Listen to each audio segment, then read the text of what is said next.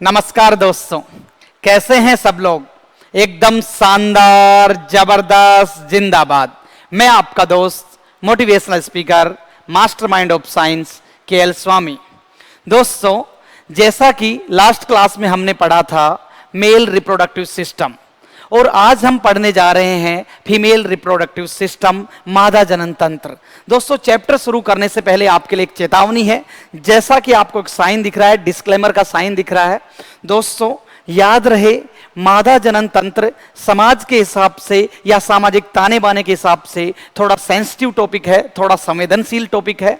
हमारा ये चैप्टर पढ़ाने का केवल और केवल मकसद आपको समझाना है, आपको एग्जाम में कहीं ना कहीं क्वालिफाई करवाना है और आपको जागरूक करना है। दोस्तों, उम्मीद करता हूं ये चैप्टर पढ़ने के बाद आपका महिलाओं के प्रति सम्मान भी बढ़ेगा और आपकी समझ भी डेवलप होगी। तो इसी के साथ हम चैप्टर को शुरू करते हैं। तो दोस्तों,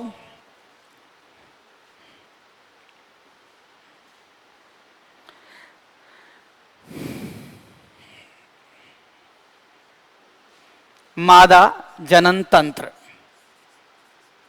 जनन तंत्र, या हम बोल सकते हैं फीमेल रिप्रोडक्टिव सिस्टम। इसमें हम किन किन चीजों को शामिल करने जा रहे हैं दोस्तों, इसमें हम देखेंगे कहीं ना कहीं हम देखेंगे अंडाशय के बारे में, अंडाशय या ओवेरी। यहां से हम देखने वाले हैं दोस्तों फैलोपियन ट्यूब, फैलोपियन ट्यूब या अंडवाहिनी जिसको बोला जाता है, अंडवाहिनी। गर्भाशय की हम बात करेंगे, गर्भाशय जिसको यूटेरस भी कहा जाता है। हम यहां से बात करेंगे गर्भाशय ग्रीवा होती है जिसको सर्विक्स कहते हैं, गर्भाशय ग्रीवा जिसको कहा जाता है सर्विक्स कहा जाता है। हम देखेंगे यहां पे योनि या वेजाइना की हम बात करेंगे, वेजाइना। तो दोस्तों, मेनली हम ये पार्ट देखेंगे। इसके अलावा यहां पे हम क्या क्या देखने वाले हैं, देखते हैं दोस्तों। अंडाशय ओवेरी को बोला जाता है प्राथमिक, प्राथमिक जनन अंग। महिला का प्राथमिक जनन अंग कौन है, ओवेरी या अंडाशय की हम बात करेंगे। और दोस्तों, ये जो सभी संरचनाएं हैं इनको बोल देंगे सहायक, सहायक जनन अंग। इसके अलावा दोस्तों, आप चाहो तो इसका स्क्रीनशॉट ले सकते हैं। इनके अलावा हम यहां से बात करना चाहें मादा जनन तंत्र में जो हम पढ़ने वाले हैं, एक्सटर्नल जेनिटेलिया, बाह्य जननांग। क्या पढ़ेंगे हम, बाह्य जननांग, या जिनको बोलते हैं एक्सटर्नल जेनिटेलिया, बाह्य जननांग, एक्सटर्नल जेनिटेलिया की हम बात करेंगे। और दोस्तों, एक अतिरिक्त संरचना की हम यहां से बात करना चाहें, स्तन ग्रंथियां। क्या पढ़ेंगे हम, स्तन ग्रंथियां या मेमेरी ग्लैंड्स, मेमेरी ग्लैंड्स, या दोस्तों महिलाओं में इसको बोला जाता है ब्रेस्ट भी कहा जाता है। इसको भी हम देखेंगे यहां से। दोस्तों, याद रहे, मादा का जो जनन तंत्र है इसमें जो आंतरिक जनन तंत्र में जो आएंगे जो संरचनाएं शामिल है, तो यहां से हम बात करेंगे अंडाशय की बात करेंगे, फैलोपियन ट्यूब या अंडवाहिनी की बात करेंगे, गर्भाशय की बात करेंगे, गर्भाशय ग्रीवा की और योनि की हम बात करेंगे। अगर यहां से मैं बात करूं किसकी संख्या कितनी, अभी मैं डायग्राम में आपको बिल्कुल स्पष्ट कर देता हूं। तो दोस्तों, मैं एक बार लिख दूं आपको यहां से, देखना भी, अंडाशय जो होता है दोस्तों क्या रहती है, वन पेयर होती है। तो अंडाशय की हम बात करें वन पेयर। ऐसे ही फैलोपियन ट्यूब भी क्या होती भी, वन पेयर होती है। गर्भाशय की बात करें केवल एक रहता है दोस्तों, सर्विक्स भी एक, और दोस्तों वेजाइना भी क्या रहेगी भी एक। तो इनको हम डायग्राम में वन बाय वन देखते हैं दोस्तों। यहां से हमारे सामने दोस्तों डायग्राम दिया हुआ है। इसमें हम बिल्कुल अलग तरीके से इन चीजों को देख सकते हैं। दोस्तों जो जो चीजें हमने यहाँ पे बताई हैं, देखते हैं यहां से। हमने कहा एक जोड़ी अंडाशय, महिला में जो प्राथमिक जनन अंग है दोस्तों, एक जोड़ी क्या है भी अंडाशय। तो ये जो संरचना है, यहां से हम बात करें दोस्तों, ये जो संरचना है इसकी हम बात करना चाहें,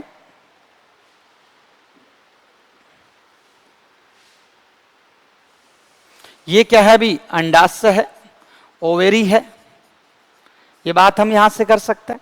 फिर हमने दोस्तों क्या बात की कि ये क्या भी फैलोपियन ट्यूब है, जैसा कि आपको दिखाई दे रहा है, फिर भी मैं इसमें लिख देता हूं फैलोपियन ट्यूब या फैलोपियन नलिका है। वन बाय वन पूरा हम डिटेल में देखेंगे भी, बस यहां से केवल आपको डायग्राम समझना है भी। फिर हम बात करें कि ये जो आपको दिखाई दे रहा है ये क्या है भी गर्भाशय है, क्या है, यहां से हम बात करें गर्भाशय है। और गर्भाशय के नीचे ये जो सकरा वाला भाग है, ये जो भाग है ये कौन है भी सर्विक्स है, क्या नाम है इसका, सर्विक्स या गर्भाशय ग्रीवा है। और नीचे वाला ये जो भाग है इसको क्या कहा जाता है, योनि कहा जाता है। तो ये बात हम यहां से करेंगे। तो डायग्राम से आपको लगभग स्पष्ट हो रही होंगी चीजें। जो चीज नहीं स्पष्ट हो रही दोस्तों, दूसरे डायग्राम से भी आप इन चीजों को महसूस कर सकते हैं। दोस्तों एक जोड़ी अंडाशय, फैलोपियन नलिका भी कितनी जोड़ी भी, एक जोड़ी हम क्या बात करेंगे यहां से, फैलोपियन नलिका। ये कौन है भी गर्भाशय है, ये वाला भाग कौन है सर्विक्स है, और नीचे कौन है भी योनि है। आराम से इस डायग्राम की आप लेबलिंग कर सकते हैं, साथ साथ चलते हुए आराम से आप लेबलिंग करो भी, तो आपको सभी चीजें क्या हो जाएंगे भी स्पष्ट हो जाएंगी। वापस से दोस्तों ये क्या है, अंडाशय या ओवेरी जोड़ी है, एक जोड़ी दोस्तों दोनों तरफ आपको दिखाई दे रही है। और ये कौन सी है ट्यूब, इसको अंडवाहिनी कह दें या फैलोपियन नलिका, बिल्कुल स्पष्ट हो जाना चाहिए दोस्तों। अंडवाहिनी या फैलोपियन नलिका इसको कहा जाता है, फैलोपियन नलिका। हम यहां से बात करें, ये वाला जो भाग है ये दोस्तों कौन है, ये जो भाग है यहां तक आपको दिखाई दे रहा है, ये जो भाग है ये कौन है गर्भाशय।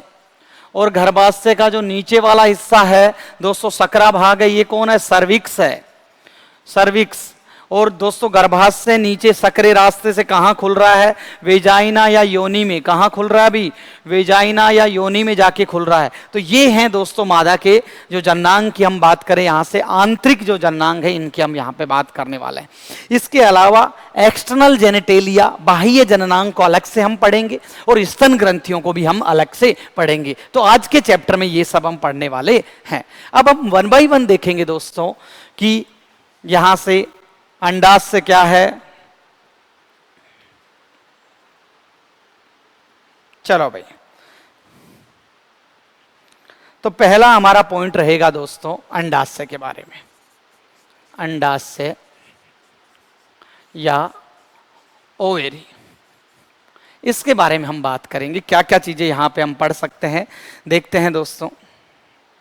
हमने यहां से कहा कि जो अंडाशय होता है इसकी अगर स्थिति की हम बात करना चाहें तो दोस्तों अंडाशय की स्थिति कहां होती है, श्रोणी वाले भाग में या लोअर एब्डोमेन में अपन बोल सकते हैं, उदर गुहा में नीचे की तरफ श्रोणी वाले भाग में। यहां से हम कहना चाहें दोस्तों आपको ये स्थिति जो हम बात करें, ये जो अंडाशय है श्रोणी वाले भाग में पाए जाते हैं। जोड़ी है, एक जोड़ी देखने को मिल रही है। तो वन बाय वन जो जो पॉइंट यहां से बन सकते हैं दोस्तों सभी की हम बात कर लेते हैं। हमने यहां से बात की, इसकी स्थिति की हम बात करना चाहें। स्थिति लोअर एब्डोमिनन में, लोअर एब्डोमेन मतलब उदर गुहा में नीचे की तरफ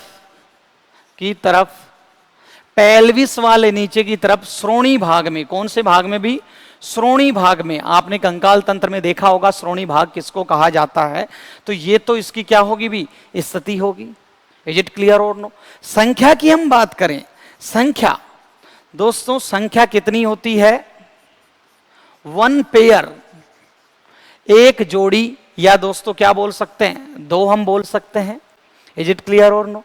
यहां से हम बात करना चाहें कि इसकी जो साइज होती है वो कितनी होती है दोस्तों, साइज की हम बात करें, साइज आकार की हम बात करें तो 2 से 4 सेंटीमीटर कितनी होती है भी? 2 से 4 सेंटीमीटर होती है। तो हम ये बात कह सकते हैं कहीं ना कहीं मेल में जो वृषण मिल रहे थे, जो टेस्टिस मिल रहे थे दोस्तों, पुरुषों में मिलने वाले वृषण से क्या होंगे? छोटे होंगे। तो हम बात करें यहां से कि टेस्टिस से दोस्तों ये जो अपन बात करें कहीं ना कहीं जो अंडाशय हैं ये क्या रहेंगे भी? छोटे रहेंगे। तो ओवेरी जो है टेस्टिस से क्या रहेगी भी? छोटी रहेगी। हम बात करें इसकी जो शेप की हम बात करें, आकृति कैसी दिखाई देती है दोस्तों? आलमोंड से बादाम आकृति का दिखाई देता है। कैसा भी? बादाम आकृति का। ये हम बात कर सकते हैं। इज इट क्लियर और नो? तो हमने ये मोटे मोटे रूप से बात की कि इसकी स्थिति है श्रोणी वाले भाग में रहेगी। संख्या 1 जोड़ी बोल दें या 2 बोल दें दोस्तों, या हम यहां से बात करें ये इसकी जो हमने बात की साइज की बात की 2 से 4 सेंटीमीटर की बात की। शेप कैसे दिखेगी? बादाम की आकृति की दिखेगी। अब दोस्तों यहां से क्वेश्चन पूछे जाते हैं कि भी अंडाशय से रिलेटेड और क्या क्या जो बातें हैं उनको अपन देखते हैं। आप स्क्रीनशॉट ले सकते हैं दोस्तों यहां से।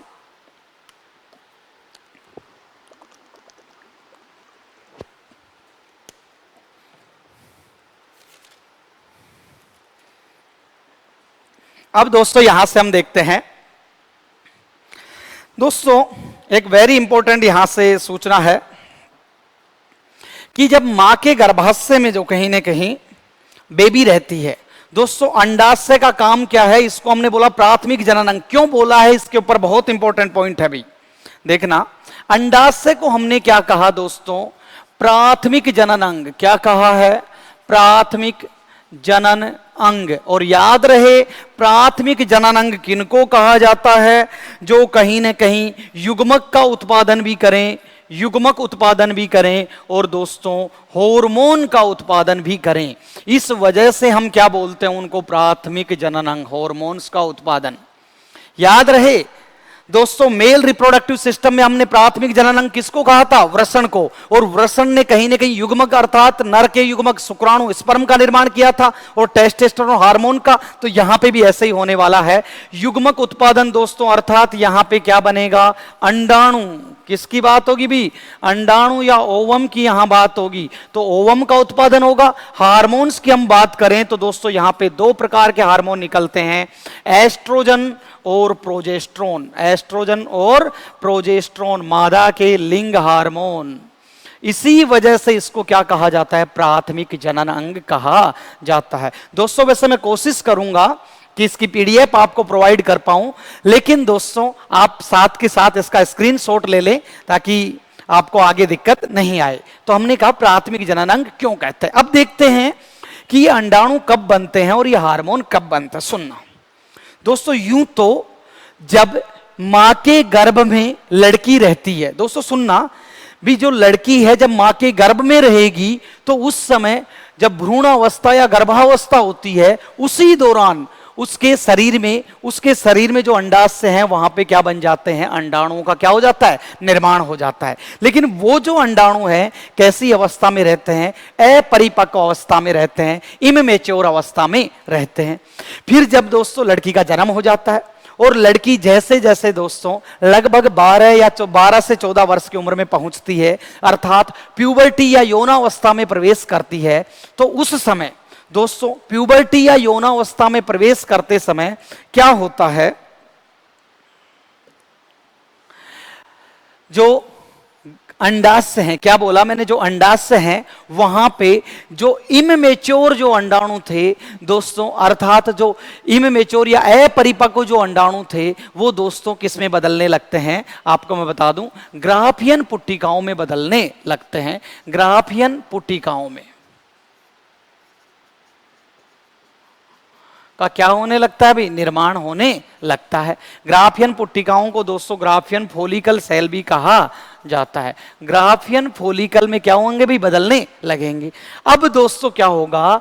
इन्हीं ग्राफियन पुट्टिकाओं द्वारा एक हार्मोन निकलता है जिसको क्या बोलते हैं? Oestrogen hormone. क्या भी? Oestrogen hormone. याद रहे ग्राफियन पुट्टिकाओं से किसका निर्माण होता है? Oestrogen hormone. और दोस्तों आपको पता होगा कि जब 12 से 14 वर्ष में लड़की आती है तो उसमें किसकी शुरुआत होती है? मासिक चक्र। दोस्तों महिलाओं में एक मेंस्ट्रुअल साइकिल या मासिक चक्र की शुरुआत 12 से 14 वर्ष की उम्र में हो जाती है। मैं इसको पूरा डिटेल से पढ़ाऊंगा दोस्तों, मासिक चक्र के ऊपर पूरा डिटेल से एक लेक्चर होने वाला है, तो उन चीजों को हम अलग से देखेंगे, लेकिन अभी हम अंडाशय के बारे में देख रहे हैं। तो दोस्तों क्या बोला हमने कि ये जो मासिक चक्र की जब शुरुआत हो जाएगी तब ये जो ग्राफियन पुट्टिका, ग्राफियन जो पुट्टिका कोशिकाएं हैं, ग्राफियन जो पुट्टिका या ग्राफियन जो फोलिकल सेल हैं, ये फटेंगी। क्या होगा भी? फटकर किसका निर्माण करेंगी, किसको बनाएंगी, किसका उत्सर्जन करेंगी? फटकर उत्सर्जन करती हैं। किसका? अंडाणु का। तो दोस्तों यहां से याद रहे, कहीं ना कहीं जो ग्राफियन जो पुट्टिका कोशिकाएं हैं, जैसे ये ग्राफियन सेल है और ये दोस्तों फटेगी, और फटने के बाद दोस्तों हम यहां से बात करें किसका? इसने किसका उत्सर्जन कर दिया? अंडाणु का। तो याद रहे कि दोस्तों जब महिला यौन अवस्था में आती है, at the age of puberty की हम बात कर रहे हैं, at the age of puberty, और दोस्तों ये जो अंडाणु निकल रहा है मासिक चक्र के 14वें दिन निकलेगा भाई, मासिक चक्र के 14वें दिन। और अंडाणु के निकलने को या दोस्तों इस ग्राफियन पुट्टिका कोशिका के फटकर अंडाणु के बाहर निकालने को बोलते हैं अंडोत्सर्ग। क्या बोलते हैं? अंडोत्सर्ग या ओवुलेशन। क्या बोलेंगे भी? ओवुलेशन। याद रहे हमने यहां से क्या क्या बातें की, वन बाय वन एक बार आप देखेंगे दोस्तों। हमने बोला कि मादा में एक जोड़ी क्या पाया जाता है? अंडाशय पाया जाता है। इसकी स्थिति की हम बात करना चाहें तो ये उदर गुहा में नीचे की तरफ श्रोणी वाले भाग में पाया जाता है। इनकी संख्या जोड़ी पूछे तो एक जोड़ी और नंबर टोटल पूछे तो 2 रहती है। साइज इसकी 2 से 4 सेंटीमीटर, अर्थात वृषण से क्या होते हैं? थोड़े छोटे होते हैं। शेप की बात करें तो बादाम की आकृति के। अब हम यहां से बात करें अंडाशय को क्या कहा जाता है? प्राथमिक जनन अंग। और जिसको भी प्राथमिक जनन अंग कहा जाता है उनके बारे में क्या है कि भाई एक तो युग्मक का उत्पादन करने चाहिए और क्या निकालने चाहिए? हार्मोन्स। तो युग्मक तो कौन निकालेंगे भाई? अंडाणु। तो अंडाणु यहां पे हम कहें तो ये कहीं ना कहीं क्या होता भी? मादा युग्मक होता है। क्या होता है? मादा का जो युग्मक होता है वो कौन है? अंडाणु है। और हार्मोन कौन से हैं? एस्ट्रोजन और प्रोजेस्टेरोन की हम बात कर सकते हैं। फिर हमने देखा कि भी अंडाशय में हमने बोला कि जब लड़की मां के गर्भ में रहती है उसी समय अंडाणु का निर्माण हो जाता है, लेकिन वो कैसे होते हैं? अपरिपक्व अवस्था में होते हैं। लेकिन जब दोस्तों हमने बोला कि लड़की प्यूबर्टी की उम्र में आती है, 12 से 14 वर्ष की उम्र में आती है, तो यहां अपरिपक्व जो अंडाणु है वो किस में बदलने लगते हैं भी? ग्राफियन पुट्टिकाओं में। और इन ग्राफियन पुट्टिकाओं द्वारा कौन सा हार्मोन निकलता है? एस्ट्रोजन हार्मोन निकलता है। इज इट क्लियर और नो? फिर हमने कहा कि ये ग्राफियन पुट्टिका जो कोशिका है, ये जो ग्राफियन पुट्टिका या ग्राफियन जो फोलिकल सेल है, ये दोस्तों जब मासिक चक्र चलता है उस समय ये ग्राफियन पुट्टिका कोशिका फटती है और किसका निर्माण करती है? अंडाणु का उत्सर्जन करती है। आई मीन टू से ओवुलेशन या अंडोत्सर्ग करती है। ये मासिक चक्र के 14वें दिन होता है। इसको पूरा डिटेल में देखेंगे कौन से दिन क्या होता है। अब देखना सुनना भी, ये ग्राफियन पुट्टिका कोशिका फट गई तो यहां से हम देखते हैं ये रप्चर होगी भी, फट गई। तो हमने बोला ये फटी हुई ग्राफियन पुट्टिका अंडोत्सर्ग के बाद, अंडोत्सर्ग या ओवुलेशन के बाद, अंडोत्सर्ग के बाद किसमें कन्वर्ट हो जाएगी? अंडोत्सर्ग के बाद पीले रंग की बॉडी कार्पस ल्यूटियम में कन्वर्ट हो जाती है। कार्पस ल्यूटियम बनाती है। और याद रहे दोस्तों, ये जो कार्पस ल्यूटियम नामक जो संरचना बनी है, इसी संरचना से क्या निकलने वाला एक विशेष हार्मोन जिसको कहा जाता है प्रोजेस्टेरोन हार्मोन। क्या कहा जाता है? Progesterone hormone. क्या आप समझ पा रहे हैं क्या? और ये जो प्रोजेस्टेरोन हार्मोन है, ये आगे चल के जब महिला गर्भवती होती है तो उस गर्भ को गर्भाशय में जोड़े रखने का काम रखता है, गर्भ को 9 महीने तक बनाए रखने का काम करता है। तो इसको कहा जाता है गर्भ हार्मोन। क्या बोलते हैं इसको? गर्भ हार्मोन कहा जाता है। तो ये चीजें दोस्तों हमने यहां से अतिरिक्त देखी। पूरा डिटेल में हम बात करें मासिक चक्र की हम अलग से देखेंगे, लेकिन मेरे ख्याल से आपका ओवेरी का जो फंक्शन है आपको समझ में आ गया होगा। तो ये था दोस्तों कहीं ना कहीं ओवेरी के कार्य और ओवेरी के बारे में। डन है, स्क्रीनशॉट आप ले सकते हैं। अब दोस्तों हमारा पॉइंट रहेगा fallopian tube. Fallopian tube, fallopian tube या इसी को बोला जाता है अंडवाहिनी, या इसी को कहा जाता है डिंब वाहिनी। डिंब वाहिनी दोस्तों, इसको इंग्लिश में और भी अनेक नाम है इसके। दोस्तों हमने बोला फैलोपियन ट्यूब, ओविडक्ट भी इसको कहते हैं दोस्तों। डिंब वाहिनी या ओविडक्ट एक ही बात है, या दोस्तों इसको यूटेराइन ट्यूब भी कहा जाता है। तो ये अतिरिक्त नाम है जो हम यहां से बात कर सकते हैं। जैसा कि दोस्तों मैं आपको डायग्राम में दिखा दूं कि ये कहां से कहां तक शुरू हो रही। देखो, अंडाशय से गर्भाशय को जोड़ने वाली ये ट्यूब लाइक स्ट्रक्चर है, ये कौन है भी? कहीं ना कहीं फैलोपियन ट्यूब है। यहां से हम बात कर सकते हैं। जो हम यहां से देखें तो हम बोलेंगे कि अंडाशय से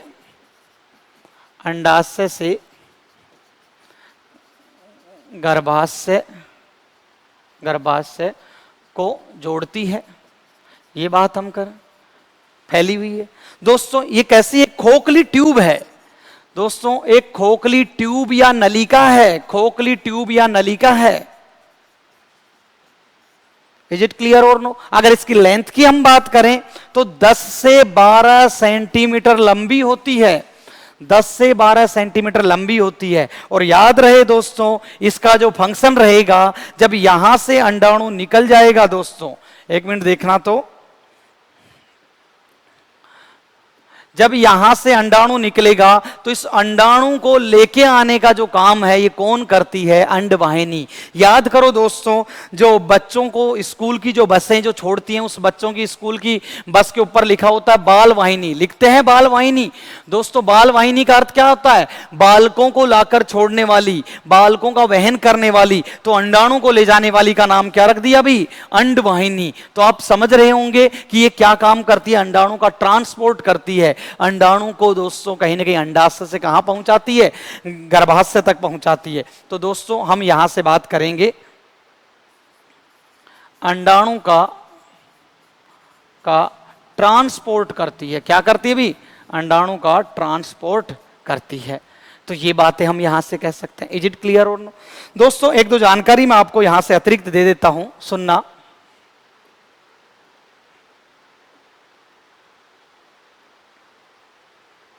दोस्तों ये है हमारे पास फैलोपियन ट्यूब है। क्या है भी? Fallopian tube. और फैलोपियन ट्यूब को दोस्तों यहां से देखना, इसके 3 हिस्से होते हैं। क्या होते हैं भी? जो फैलोपियन नलिका है, इसको अगर हम थोड़ा डिटेल में जाना चाहें तो इसको 3 भागों में बांटा गया है दोस्तों, इनफेंडिबुलम, एम्पुला और इस्थमस। यहां से हम कहना चाहें अगर, इनफेंडिबुलम, एम्पुला और इस्थमस इसको बोला जाता है। तो देखना भी, जो ये वाला हिस्सा है कीप के समान दोस्तों, फनल शेप, जो कीपनुमा, जो कीपनुमा जो सिरा है दोस्तों, इसका नाम क्या है? इनफेंडिबुलम कहा जाता है, कीपनुमा सिरा। अब इस कीपनुमा जो सिरे के आगे ही आगे दोस्तों ऐसे झालर के समान या अंगुलियों समान जो आपको दोस्तों प्रवर्ध दिखाई दे रहे हैं, इनको क्या कहा जाता है? फिम्बरी। इनको कहा जाता है दोस्तों फिम्बरी, फिम्बरी कहा जाता है। तो हमने बोला कीपनुमा सिरे का नाम क्या है? इनफेंडिबुलम। और दोस्तों इसमें क्या पाई जाती है? फिम्बरी पाई जाती है। क्या देखने को मिल रही है? फिम्बली, अंगुली नुमा प्रवर्ध या झालर के समान। दोस्तों हमने बोला झालर समान जो प्रवर्ध है। अब एक अतिरिक्त जानकारी याद रहे कि जैसे हमने बोला ये क्या भी फैलोपियन ट्यूब, फैलोपियन ट्यूब को दोस्तों इन झालरों के नीचे हम अगर देखना चाहें तो यहां पे एक छिद्र पाया जाता है। क्या पाया जाता है? एक छिद्र पाया जाता है, और उस छिद्र का दोस्तों नाम है, यहां से हम बोले जो छिद्र पाया जाता है उसको कहा जाता है ओस्टियम, या ओस्टियम हम बोल सकते हैं। डन है? तो ये छिद्र पाया जाता है। तो हमने यहां से बात की कि फैलोपियन नलिका के मुख्य रूप से 3 भाग होंगे, इनफेंडिबुलम, एम्पुला और इस्थमस। इनफेंडिबुलम भाग कौन सा है? जो कीप के समान है, इसके ऊपर झालर जैसी चीजों को क्या बोलते हैं? फिम्बरी। और जो ये फिम्बरी हैं दोस्तों क्या काम करेंगी? जब अंडाणु आएगा तो अंडाणु को दोस्तों कहीं ना कहीं गति करवाने में, उसको होल्ड करने में, उसको पकड़कर दोस्तों ओस्टियम में डालने में क्या करेंगी? मदद। अरे भाई जैसे ही यहां पे अंडाणु निकलेगा तो ये झालर जैसी संरचनाएं लगातार गति करती रहती हैं, तो इनसे टकराकर अंडाणु किस में चला जाएगा? इस छिद्र में, और बाकी फिर किस में चला जाएगा? इस ट्यूब में चला जाएगा। तो ये बात हमने यहां से की। फिर दोस्तों हम कहें कि ये जो भाग है भी, कीपनुमा भाग के आगे जो ये सिरा आपको दिखाई दे रहा है, ये जो सिरा है इसको बोला जाता है क्या भाई? एम्पुला कहा जाता है। अतिरिक्त जानकारियां हैं। और ये जो भाग आपको दिखाई दे रहा है जो बिल्कुल गर्भाशय से दोस्तों टच है, इसको कहा जाता है इस्थमस। क्या कहा जाता है? इस्थमस। मेरे ख्याल से आप लोग याद रखेंगे। डन है क्या? चलो भाई अब वापस से हम एक बार, तो दोस्तों फैलोपियन नलिका से रिलेटेड अगर हम और बात करना चाहें तो फैलोपियन जो नलिका है इसका और क्या काम होता है? फैलोपियन नलिका से जो क्वेश्चन पूछा जाता है, यही मादा जनन तंत्र में वो स्थान है जहां अंडाणु और शुक्राणु का मिलन होता है, अर्थात निषेचन होता है। तो हम बात करेंगे फैलोपियन ट्यूब में क्या होता है? निषेचन। फैलोपियन नलिका में निषेचन होता है। क्या होता है भी? निषेचन होता है। डन है? और दोस्तों मैं थोड़ी एक अतिरिक्त जानकारी भी अगर आपको यहां से देना चाहूं तो दोस्तों सुनना कि निषेचन के लिए जब अंडाणु फैलोपियन नलिका में आता है, थोड़ा दोस्तों अपन बता देते हैं यहां पे, ये दोस्तों झालर जैसी संरचना है। तो जब निषेचन के लिए शुक्राणु यहां पे आएगा तो दोस्तों शुक्राणु को लाने के लिए इसके अंदर ऐसे दोस्तों छोटे छोटे सीलिया पाए जाते हैं। क्या पाए जाते हैं? सीलिया। दोस्तों सीलिया मतलब छोटी छोटी बाल लाइक स्ट्रक्चर होती हैं, बालों जैसी संरचनाएं होती हैं, जो दोस्तों जब अंडाणु यहां रहेगा तो अंडाणु को दोस्तों गति करवाने में क्या करेंगे? मदद। तो ये सीलिया जो है कि अंडाणु को धकेलेंगे, तो कहीं ना कहीं ये जो सीलिया से क्या होगी? गति होगी। तो हम बोल सकते हैं कि सीलिया द्वारा अंडाणु की क्या होती है भी? गति होती है। अंडाणु की गति होती है। समझ पा रहे हैं? और ये सीलिया जो पाए जा रहे हैं फैलोपियन नलिका में, दोस्तों अच्छे लेवल के एग्जाम्स में पूछ लिया जाता है कि ये जो सीलिया वाला जो अस्तर है इसका नाम क्या है? इसको बोला जाता है सीलिएटेड कोलुमुनर एपिथीलियम। इसका नाम है भी अलग से, इसको कहा जाता है सीलिएटेड कोलुमुनर एपिथीलियम, या इसको बोलेंगे पक्षमाभी स्तंभाकार उपकला। दोस्तों पूछ लिया जाए कि फैलोपियन नली का आंतरिक स्तर जो है किससे बना है? पक्षमाभी स्तंभाकार उपकला या सीलिया युक्त होता है। यह अतिरिक्त जानकारी है। और दोस्तों यहां से हम बात करना चाहें, फैलोपियन नलिका वो चीज है दोस्तों, फैलोपियन ट्यूब या अंडवाहिनी वो चीज है जिसको काटकर दोस्तों महिला की नसबंदी की जाती है। तो महिला नसबंदी के समय दोस्तों इसी को काटकर बांधा जाता है। याद रहे दोस्तों, अगर हम यहां से बात करना चाहें,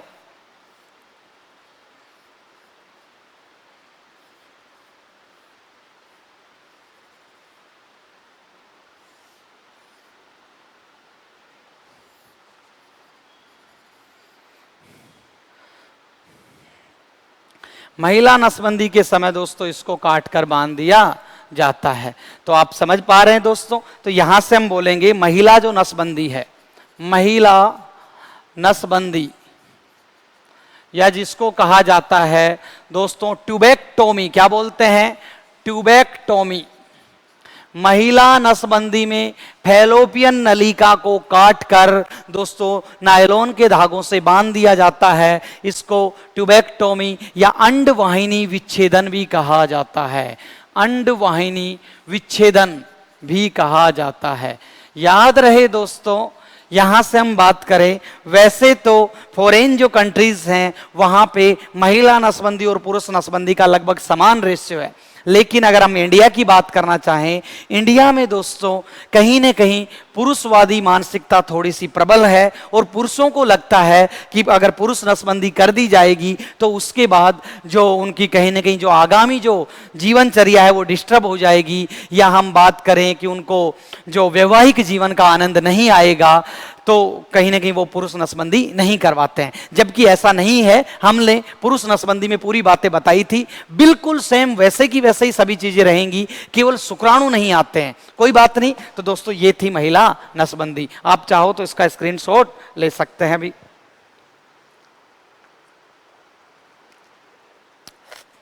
तो ये बात हमने यहां से की। अब दोस्तों हम यहां से बात करेंगे गर्भाशय के बारे में। देखते हैं भी गर्भाशय,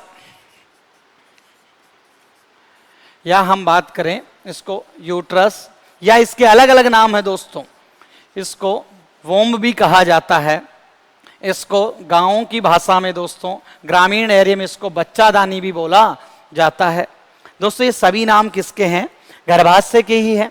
और दोस्तों गर्भाशय के लिए एक मेडिकल टर्मिनोलॉजी में दोस्तों एक वर्ड यूज में आता है, इसको कहा जाता है हिस्टर भी कहा जाता है।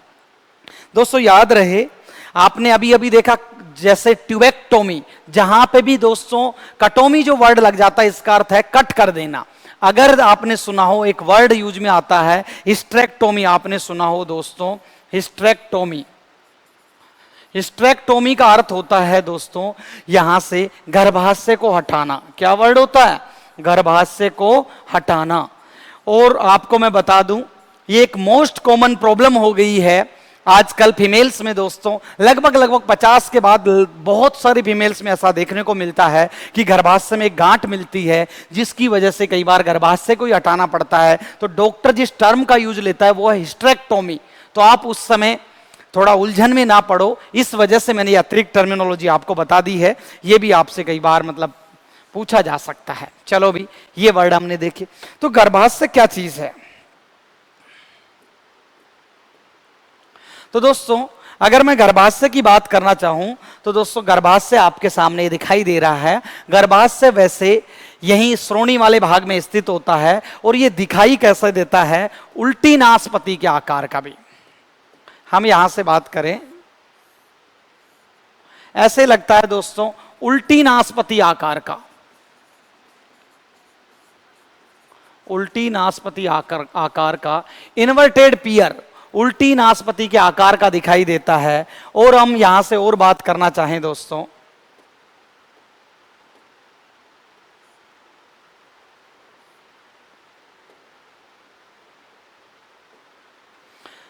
अंदर से गर्भाशय कैसा होता है? भी खोखला होता है। अंदर से खोखला होता है गर्भाशय और मोटी भित्तियों युक्त होता है। कैसा है अभी? मोटी भित्ति युक्त है। अंदर से क्या है अभी? खोखला है। आप दोस्तों पेन और रजिस्टर लेके अपना आप बैठे, कीवर्ड्स आप डालते रहें। गर्भाशय उल्टी नासपति के आकार का है, अंदर से खोखला है, मोटी भित्ति युक्त होता है। तो ये बातें हम यहां से कर सकते हैं। इज इट क्लियर और नो? तो हमने ये बातें भी यहां से देख। अगर गर्भाशय की एक्चुअल पोजीशन की हम बात करें यहां से,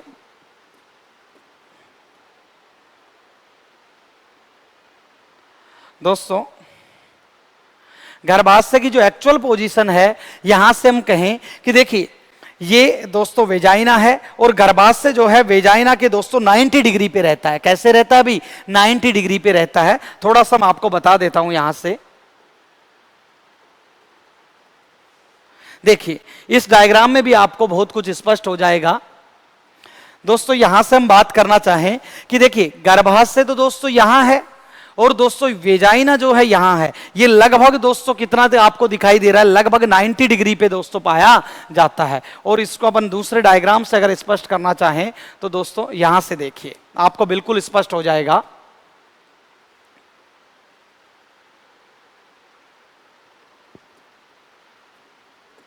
देखना भी दोस्तों, यहां से हम बताना चाहें,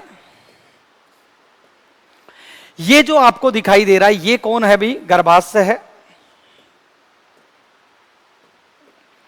ये कौन है भी? गर्भाशय है। और यहां पे देखिए ये कौन है भी? वेजाइना है। और इस डायग्राम में आपको दिखाई दे रहा है, आराम से आप देखिए कि इनका जो एंगल है दोस्तों लगभग कितना पाया जाता है? 90 डिग्री पाया जाता है। देखिए हम यहां से बात करें, लगभग 90 डिग्री का जो एंगल है इन दोनों में देखने को मिल रहा है। वेजाइना और गर्भाशय दोस्तों लगभग 90 डिग्री पे पाए जाते हैं। तो ये बात भी हम अतिरिक्त यहां से जानकारी में रख सकते हैं। अगर मैं गर्भाशय की बात करूं, यहां से इसकी स्थिति की बात करूं,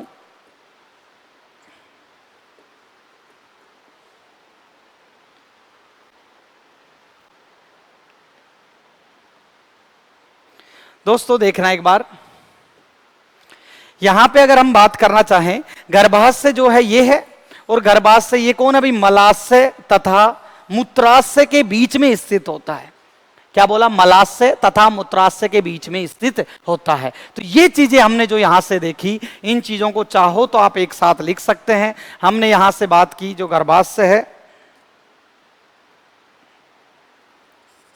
क्या क्या बातें हमने यहां से की? खोखला होता है, खोखला व मोटी भित्तियों युक्त, मोटी भित्तियों युक्त। हमने यहां से क्या बोला? उल्टी नासपति के आकार का, उल्टी नासपति के आकार का, इन्वर्टेड पियर हमने यहां से बात की। फिर हमने बोला, क्या बोला भाई? वेजाइना, 1 सेकेंड प्लीज,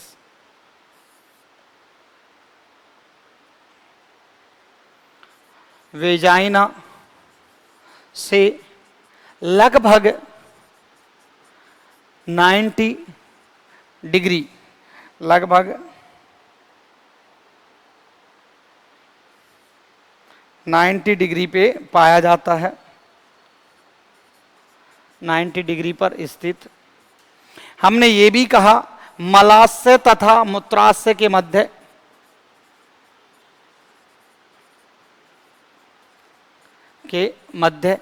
तो ये कुछ अतिरिक्त जानकारी हैं जो आप लिख सकते हो या स्क्रीनशॉट ले सकते हो। तो दोस्तों इसका स्क्रीनशॉट ले लें आप लोग।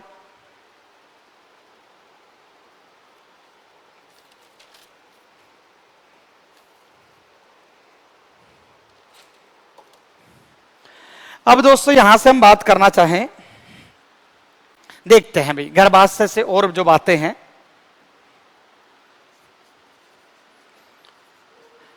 गर्भाशय का काम होता है दोस्तों भ्रूण को कहीं न कहीं स्थापित करना। किसका स्थापन करना? भ्रूण का। जो दोस्तों स्थापन, भ्रूण जाके जुड़ेगा, आरोपण कहां होगा? तो हम यहां से बात करेंगे भ्रूण का आरोपण। भ्रूण का आरोपण या इम्प्लांटेशन कहां होता है? गर्भाशय में होता है, इम्प्लांटेशन। और याद रहे दोस्तों, भ्रूण आगे चल के किसमें कन्वर्ट होता है? गर्भ में। और 9 महीने तक गर्भावधि कहां पूरी होती? गर्भाशय में। तो हम बोलेंगे भ्रूण या गर्भ का विकास भी कहां होता है, या गर्भ का विकास कहां होता है? गर्भाशय में ही होता है। तो ये बात भी हम करेंगे। आरोपण यहां होता है। गेस्टेशन जो पीरियड है दोस्तों, गर्भावधि, गर्भावधि यहीं कंप्लीट होती है। गर्भाशय में क्या होती है भी? कंप्लीट होती है। इज इट क्लियर और नो? और दोस्तों यहां से मैं आपको दिखाना चाहूं वापस से डायग्राम में,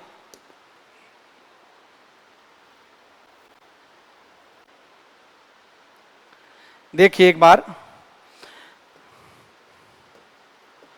गर्भाशय की हम बात करना चाहें कि इसकी दीवार में आके दोस्तों क्या होता है, जैसे हम बात करें भ्रूण क्या होता है, दीवार में क्या होता है? इम्प्लांट होता है, आरोपित होता है।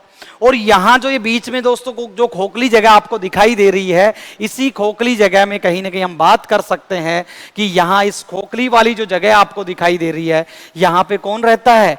भ्रूण या गर्भ का क्या होता है? विकास होता है। इज इट क्लियर और नो? डन है क्या? हम यहां से बात करना चाहें कि गर्भाशय में दोस्तों भित्तियां पाई जाती, क्या पाई जाती हैं? भित्तियां। देखना दोस्तों, गर्भाशय की जो दीवारें काफी मोटी होती हैं, तो हम बोलेंगे यहाँ पे 3 प्रकार की भित्तियां पाई जाती हैं। जो सबसे बाहरी होती है दोस्तों, इसको कहा जाता है पेरीमेट्रियम। क्या कहा जाता है? पेरीमेट्रियम। पेरीमेट्रियम। याद रहे, गर्भाशय की भित्तियों में हम बोले 3 प्रकार पाए जाते हैं भित्तियों के। पेरीमेट्रियम सबसे बाहरी, सबसे बाहरी। और दोस्तों बीच में जो मोटी भित्ति आपको जो दिखाई दे रही है, इसको बोला जाता है दोस्तों, यहां से हम बात करें, मायोमेट्रियम। क्या कहा जाता है? मायोमेट्रियम। मध्य है, सबसे मोटी परत है, सबसे मोटी परत है। और आपको जो दोस्तों ये इनर मोस्ट दिखाई दे रही है, यहां पे हम बात करें, ये जो लाइनिंग लाइनिंग सी दिखाई दे रही है, इसको बोला जाता है एंडोमेट्रियम। क्या कहा जाता है? एंडोमेट्रियम। ये दोस्तों आंतरिक। डन है क्या? यहीं पे अपन बात कर सकते हैं, गर्भाशय मोटी भित्ति युक्त होता था, और मोटी भित्ति युक्त को हम बोलें कि तो ये भित्तियां 3 प्रकार की होती हैं, पेरीमेट्रियम, मायोमेट्रियम और एंडोमेट्रियम। पेरी सबसे बाहरी है, मायोमेट्रियम दोस्तों मध्य की मोटी परत है। और जिस समय दोस्तों बच्चे की डिलीवरी होनी है, जिस समय माँ में प्रसव पीड़ा होती है, लेबर पेन होता है, तो उस समय ये मायोमेट्रियम जो मोटी भित्तियां हैं, इनमें क्या होता है? कॉन्ट्रैक्शन होता है, संकुचन होता है। तो दोस्तों ये वही है मायोमेट्रियम। और दोस्तों आंतरिक जो लाइनिंग आपको दिखाई दे रही है, इसको बोला जाता है एंडोमेट्रियम। कहीं ना कहीं ये सबसे आंतरिक परत है, और बार बार इसमें परिवर्तन देखने को मिलते हैं।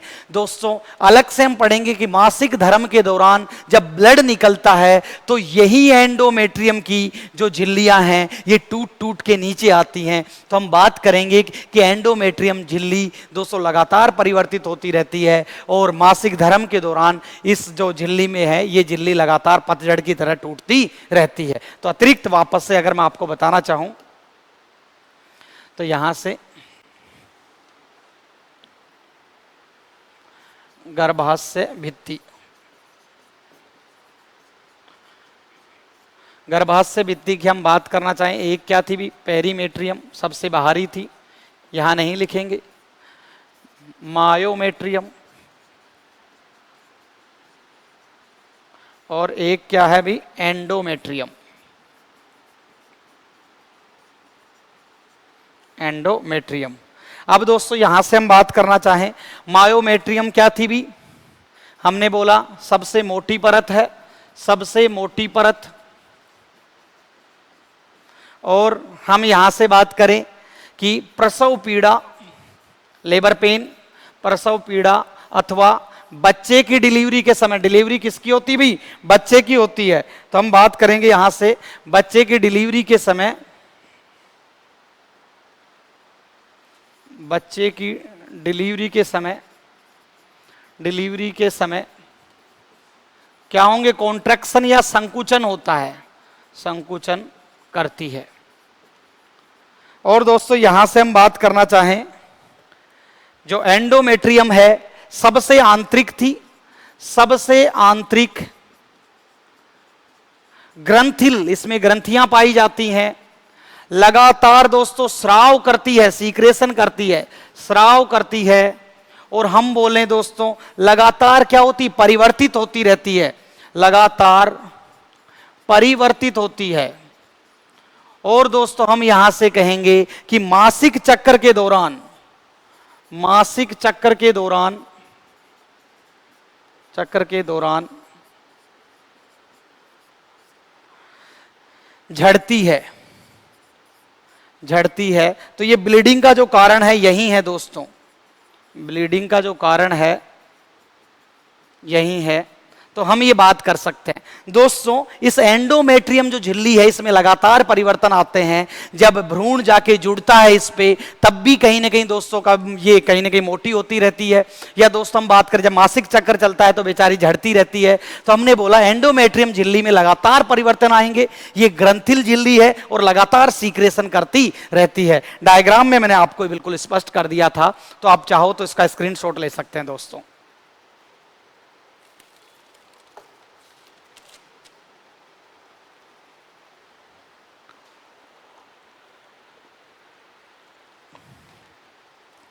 चलो भाई, अब दोस्तों यहां से हम बात करेंगे,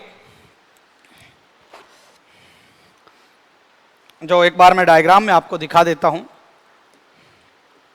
दोस्तों सुनना यहां से, ये कौन है गर्भाशय, नीचे कौन है वेजाइना, और ये कौन है भी गर्भाशय ग्रीवा। तो हम यहां से बात करें कि गर्भाशय का जो सिरा दोस्तों कहीं ना कहीं गर्दन के समान दोस्तों नैरो हो जाता है, सकरा हो जाता है, उसको क्या बोलते हैं भाई, गर्भाशय ग्रीवा। तो देखते हैं भाई, ये जो भाग है ये कौन है भाई, गर्भाशय ग्रीवा का भाग है, ग्रीवा। और इसी को क्या बोला जाता है भाई, सर्विक्स कहा जाता है, सर्विक्स। डन है। याद रहे सर्विक्स वाले भाग में देखो गर्भाशय सकरा होता होता आ गया, ये जो आपको दिखाई दे रहा है ये काफी सकरा हो गया है। तो ये जो नलिका जो बहुत सक्रिय हो गई है, इसको बोला जाता है गर्भाशय ग्रीवा नाल या सर्वाइकल कैनाल बोलते हैं। इसको क्या बोलते हैं, सर्वाइकल केनाल। अतिरिक्त जानकारी अभी, सर्वाइकल केनाल, ये जो गर्भाशय ग्रीवा की जो नलिका है।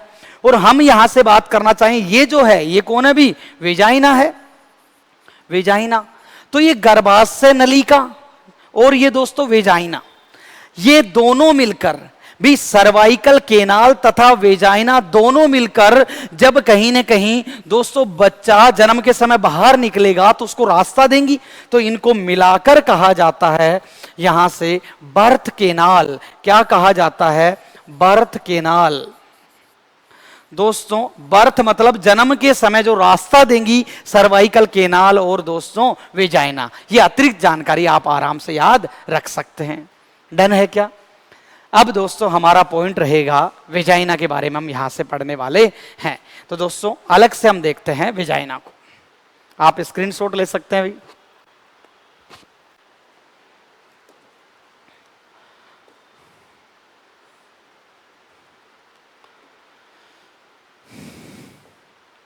देखते हैं भाई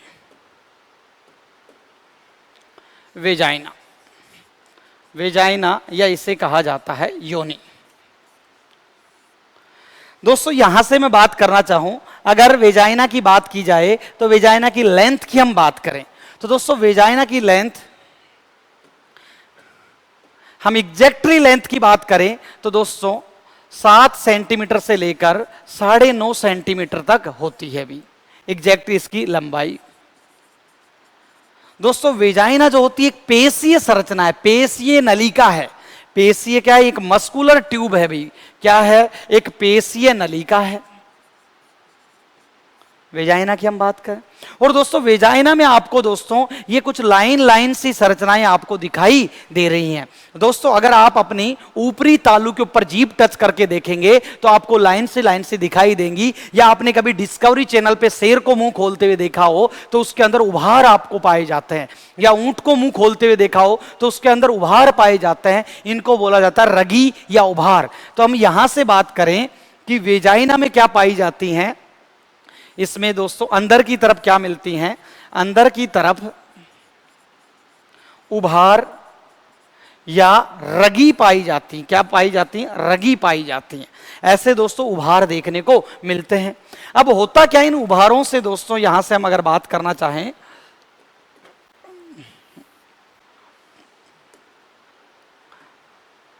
हाँ तो दोस्तों क्या होता है, कहीं ना कहीं जब संभोग क्रिया होती है, सेक्सुअल इंटरकोर्स होता है, उस समय दोस्तों जब पेनिस की रगड़ होती है, इन उभारों के ऊपर पेनिस की जब रगड़ होती है तो दोस्तों मादा को भी क्या आता है, सेक्सुअल एक्साइटमेंट आता है। और दोस्तों अंतिम समय, क्लाइमेक्स के समय या ऑर्गाज्म के समय दोस्तों मादा को भी एक चरम सुख की अनुभूति होती है। तो कहीं ना कहीं इन उभारों पर रगड़ होने से ऐसा होता है। तो ये भी दोस्तों हम यहां से बात कर सकते हैं। इज इट क्लियर और नो। तो दोस्तों हमने यहां से बात की कि और दोस्तों हमने कहा कि सेक्सुअल इंटरकोर्स के दौरान, संभोग क्रिया के दौरान पेनिस को जो स्थल प्रदान होता है, संभोग के लिए जो जगह प्रदान होती है, वो स्थल कौन है, वेजाइना है। तो हम बात करेंगे यहां से संभोग के दौरान, संभोग के दौरान पेनिस को स्थल प्रदान होता है, स्थल प्रदान होता है। इज इट क्लियर और नो। अब दोस्तों वेजाइना की ओर हम बात करना चाहें, वेजाइना के अंदर दोस्तों अम्लीय माध्यम रहता है। कैसा माध्यम रहता है? अगर सामान्यतः हम बात करना चाहें तो अम्लीय माध्यम रहेगा। इसके अंदर अम्लीय एसिडिक मीडियम रहता है। अभी कैसा मीडियम रहता है? एसिडिक माध्यम रहता है। लगभग लगभग दोस्तों 4 से 5 पीएच होती है। अम्लीय माध्यम बना रहता है। और अम्लीय माध्यम कौन बनाता है दोस्तों? यहां पे पाए जाते हैं लैक्टोबैसिलस बैक्टीरिया। याद रहे दोस्तों, आपके अगर कहीं घाव हो जाए और घाव को खुला छोड़ दिया जाए तो इन्फेक्शन का खतरा होता है। तो दोस्तों अगर वेजाइना इस तरीके से खुली रहेगी तो दोस्तों इन्फेक्शन का खतरा रहेगा। तो कहीं ना कहीं दोस्तों नेचुरल रूप से महिलाओं में दोस्तों हम बात करें यहां से कि इनकी वेजाइना में दोस्तों क्या देखने को मिलता है कि अम्लीय माध्यम देखने को मिलता है, लैक्टोबैसिलस जीवाणु देखने को मिलते हैं जो संक्रमण से बचाते हैं। तो हम बात करेंगे क्या है यहां पे? लैक्टोबैसिलस। लैक्टोबैसिलस जीवाणु जो क्या बनाए रखते हैं भाई? लैक्टोबैसिलस का अर्थ काम क्या है भाई? लैक्टिक अम्ल बनाएंगे, और अम्ल है तो माध्यम कैसा हो जाएगा भाई? अम्लीय माध्यम। तो कहीं ना कहीं अम्लीय माध्यम के लिए जिम्मेदार कौन होते हैं? लैक्टोबैसिलस। और इससे यहां का माध्यम कैसा बना रहता है? अम्लीय माध्यम बना रहता है। तो मेरे ख्याल से आपको कोई डाउट यहां पे नहीं होगा। आप इसका स्क्रीनशॉट ले लें या लिख लें दोस्तों।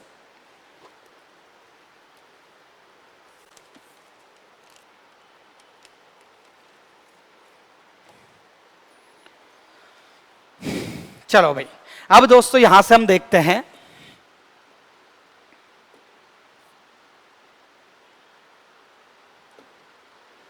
दोस्तों, हम बात करेंगे एक्सटर्नल जेनिटेलिया की, बात करेंगे बाह्य जननांगों की।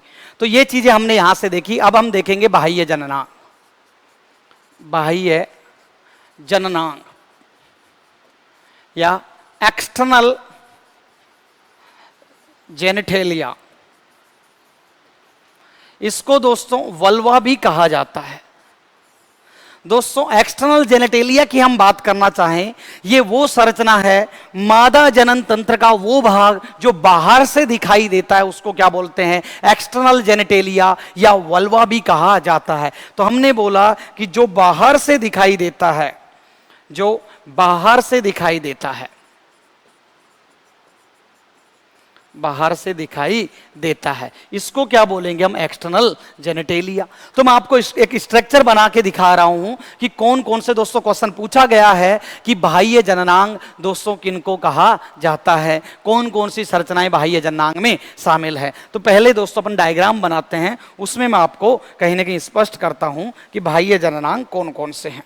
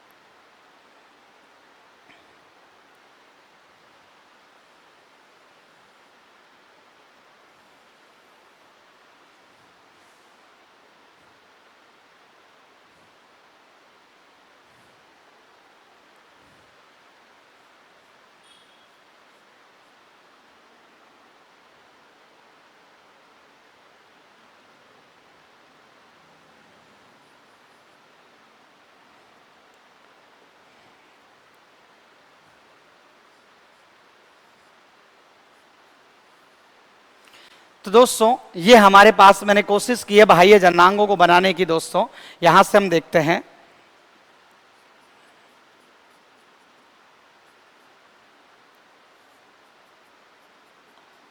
क्या क्या नाम है इनके, क्या क्या नाम नहीं है।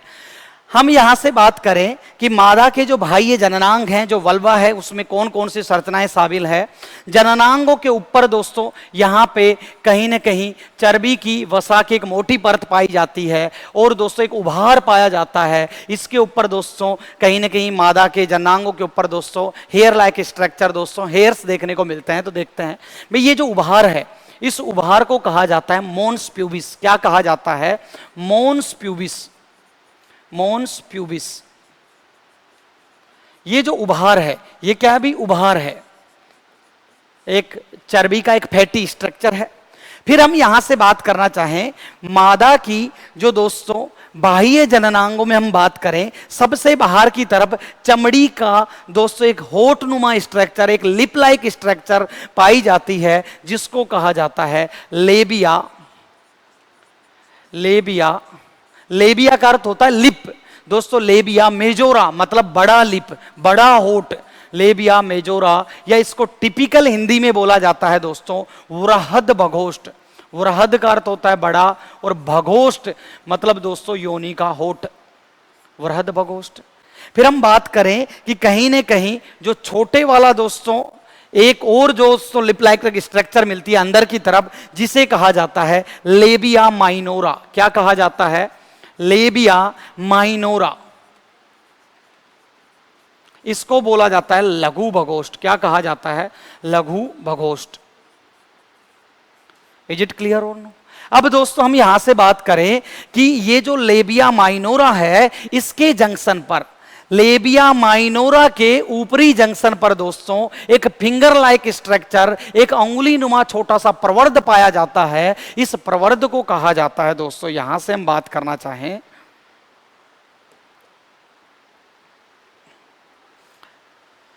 ये जो प्रवर्ध आपको दिखाई दे रहा है इसको कहा जाता है क्लाइटोरिस। क्या कहा जाता है?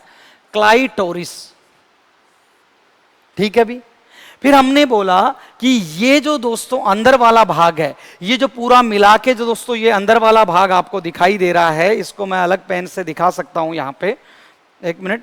ये वाला जो भाग है, ये वाला, इसको पूरे को मिलाकर वैसे बोला जाता है वेस्टिब्यूल। लेकिन दोस्तों इसकी जरूरत नहीं है, थोड़ा सा मैं अतिरिक्त जानकारी आपको दे दूं। फिर ये दोस्तों ये जो छिद्र आपको दिखाई दे रहा है, ये कौन है? मूत्र छिद्र। क्या है भी? मूत्र छिद्र। याद रहे, आपको पता होगा कि कहीं ना कहीं नर के अंदर मूत्र छिद्र और जनन छिद्र दोनों कॉमन थे, लेकिन मादा में मूत्र छिद्र अलग होता है और जनन छिद्र अलग होता है। तो कहीं ना कहीं ऊपर की तरफ क्या देखने को मिलता है? मूत्र छिद्र देखने को मिलता है। फिर हम यहां से बात करना चाहें कि जो ये स्ट्रक्चर आपको दिखाई दे रही है यहां पे, ये क्या है दोस्तों? वेजाइना है या योनि का द्वार है। याद रहे योनि द्वार है दोस्तों। योनि तो मैंने आपको अलग से पढ़ाई है, योनि खुद तो एक ट्यूबलाइक स्ट्रक्चर है, लेकिन इसका द्वार, योनि द्वार किसमें काउंट किया जाता है? बाह्य जननांगों में। सीपीओएसआई में पूछा हुआ क्वेश्चन है कि योनि का द्वार तो किसमें आएगा? बाह्य जननांगों में, और खुद योनि किसमें आती है? आंतरिक जननांगों में। तो ये योनि का द्वार है भाई। क्या है? योनि द्वार है। वेजाइना की ओपनिंग है, जनन छिद्र है। ये क्या है? जनन छिद्र है। इसको बोला जाता है वेजाइनल ओपनिंग। वेजाइनल ओपनिंग, ये बात हमने यहां से की। अब दोस्तों अतिरिक्त जानकारी अगर यहां से हम बात करना चाहें कि ये जो योनि द्वार है, इसके ऊपर एक झिल्ली नुमा संरचना पाई जाती है। पूरा हम डिटेल में पढ़ेंगे दोस्तों। एक झिल्ली नुमा संरचना पाई जाती है, उसे कहा जाता है हाइमन। क्या कहा जाएगा? यहां देखिए इस वेजाइना के ऊपर एक झिल्ली नुमा संरचना देखने को मिलती है, इसको कहा जाता है हाइमन। या योनि के ऊपर आवरण है तो इसको बोला जाता है योनि छद। ठीक है भी। और दोस्तों ये जो हाइमन है दोस्तों किसके ऊपर देखने को मिल रही है? योनि द्वार या जनन छिद्र के ऊपर देखने को मिल रही है। इज इट क्लियर और नो? दोस्तों इस योनि वाले भाग में, इस योनि द्वार वाले भाग में दो ग्रंथियां आके खुलती हैं। दोस्तों इस योनि द्वार वाले भाग में दो ग्रंथियां आके खुलती हैं। इन ग्रंथियों को कहा जाता है बर्थोलिन ग्लैंड। क्या कहा जाता है इसको? Bartholin duct. बर्थोलिन ग्रंथि। डन है। और दोस्तों योनि द्वार के नीचे की तरफ हम बात करें तो ये कौन है भाई? गुदा है। ये कौन है? एनस है। तो मेरे ख्याल से आप इन चीजों को समझ पा रहे होंगे कि हमने यहां से बात की कि मॉन्स प्यूस चमड़ी का मोटा उभार है। यहां पे हमने बात की labia majora and labia minora, चमड़ी की दो परतें हैं, होठ जैसी संरचनाएं हैं। बाहरी बड़े होठ को क्या बोलते हैं? Labia majora. और आंतरिक जो संरचना उसको क्या बोलते हैं? लेबिया माइनोरा बोला जाता है। इज इट क्लियर और नो? यहां से हम ये बात करेंगे। फिर दोस्तों हम बात करें कि कहीं ना कहीं ये क्या भी मूत्र छिद्र है। फिर हमने बोला योनि द्वार है या वेजाइना की ओपनिंग है, और इसके ऊपर एक झिल्ली नुमा पाया जाता है आवरण जिसको हाइमन या योनि छद कहा जाता है। और हमने देखा कि योनि द्वार वाले भाग पे बर्थोलिन ग्रंथि आके खुलती है। तो दोस्तों इस बात को मैं थोड़ा सा आपको डायग्राम में बता देता हूं। केवल ये चीजें दोस्तों पूरा डिटेल में हम इनको पढ़ने वाले हैं, लेकिन दोस्तों कौन सी चीज कहां स्थित होती है तो ये चीज मैं आपको थोड़ा सा डायग्राम में दिखा देता हूं दोस्तों। तो दोस्तों यहां से आप देखेंगे कहीं ना कहीं हम बात करें, ये जो उभार है ये तो दोस्तों कौन है, मॉन्स प्यूबिस है। ये जो बाहरी दोस्तों होठ जैसी संरचना दिखाई देती है ये कौन है दोस्तों, लेबिया मेजोरा है। ये कौन है भी, लेबिया मेजोरा है। और जो आंतरिक जो संरचना जो आपको दिखाई दे रही है दोस्तों यहां चमड़ी का, इसे क्या बोला जाता है, लेबिया माइनोरा कहा जाता है। क्या कहा जाता है, लेबिया माइनोरा कहा जाता है। और जो बीच का जो भाग है दोस्तों यहां से यहां तक, इसको कहा जाता है वेस्टिब्यूल। क्या कहा जाता है, वेस्टिब्यूल। इज इट क्लियर और नो? तो ये चीजें दोस्तों हमने यहां से देखी। अब यहां से हम बात करते हैं दोस्तों, इस डायग्राम की हम बात करते हैं, देखते हैं अभी। हमने यहां से दोस्तों जो देखा है उसको एक बार फिर से मैं स्पष्ट कर देता हूं। जो बाहर दोस्तों यहां पे जो लिप लाइक बड़ा जो स्ट्रक्चर अभी हमने दिखाया था, ये दोस्तों क्या होता है, लेबिया मेजोरा। और ये जो आंतरिक दोस्तों संरचना ये जो आपको दिखाई दे रही है ये कौन है, लेबिया माइनोरा। और ऊपर की तरफ दोस्तों ये फिंगर लाइक जो प्रोजेक्शन आपको दिखाई दे रहा है ये कौन है दोस्तों, क्लाइटोरिस। कौन है भी, क्लाइटोरिस है। फिर हम यहां से बात करें, यहां पे दोस्तों मूत्र छिद्र देखने को मिल रहा है। ये क्या है भी, मूत्र छिद्र है। हमने यहां से बात की वेजाइना के ऊपर एक झिल्ली का आवरण देखने को मिलता है। आप यहां पे बिल्कुल स्पष्ट कर सकते हैं दोस्तों कि ये जो भाग है दोस्तों ये क्या है भी, वेजाइना है। और वेजाइना के ऊपर दोस्तों जो आपको ये आवरण देखने को मिल रहा है ये कौन है दोस्तों, यहां पे हम बात कर सकते हैं कौन है भी, हाइमन है। और यहां पे दोस्तों वेजाइना की ओपनिंग आपको दिखाई दे रही है। तो कुल मिला के ये बात हमने यहां से की थी। अब हम यहां से बात करना चाहें दोस्तों, देखना भी, हमने कहा कि वेजाइना के द्वार पे दोस्तों कौन आके खुलती है, बर्थोलिन ग्रंथि आके खुलती है। तो दोस्तों ये जो आपको दिखाई दे रही है ये कौन है, बर्थोलिन ग्रंथि है जो वेजाइना के द्वार पे आके खुल रही है। इज इट क्लियर और नो?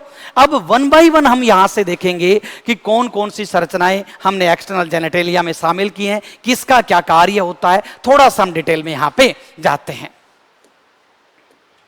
चलो भाई देखते हैं। मेरे ख्याल से पूरी चीजें आपको स्पष्ट हो गई हैं। अब वन बाय वन दोस्तों मैं इनके बारे में आपको बताता हूं, देखते हैं भाई।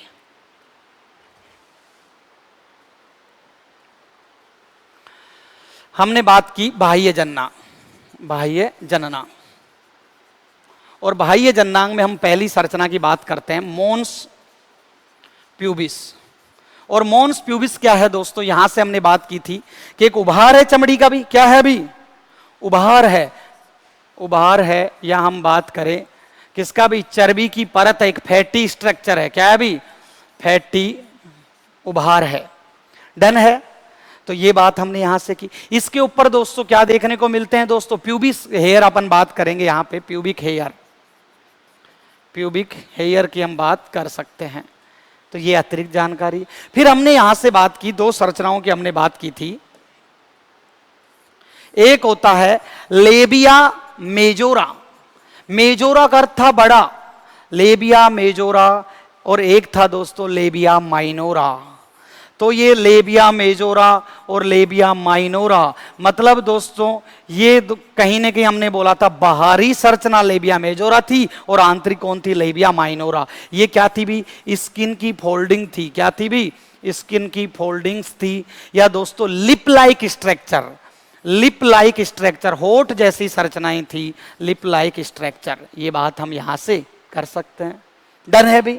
चलो हम और देखते हैं भी।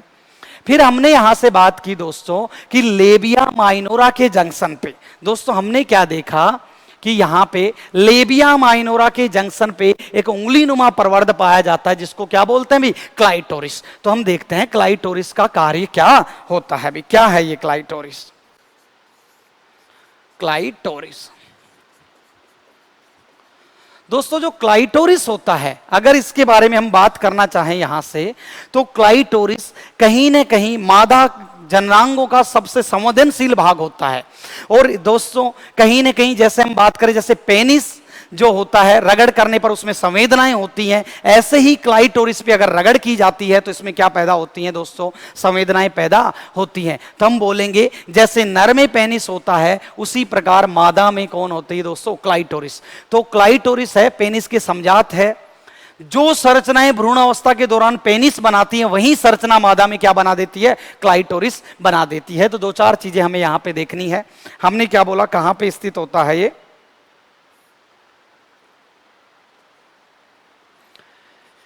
लेबिया माइनोरा के जंक्शन पर या संधि स्थल पर, संधि के ऊपर, या दोस्तों वैसे स्थिति मूत्र छिद्र के कहां पाया जाता है, ऊपर पाया जाता है। क्या है भाई, अंगुली नुमा प्रवर्ध है, अंगुली नुमा प्रवर्ध है।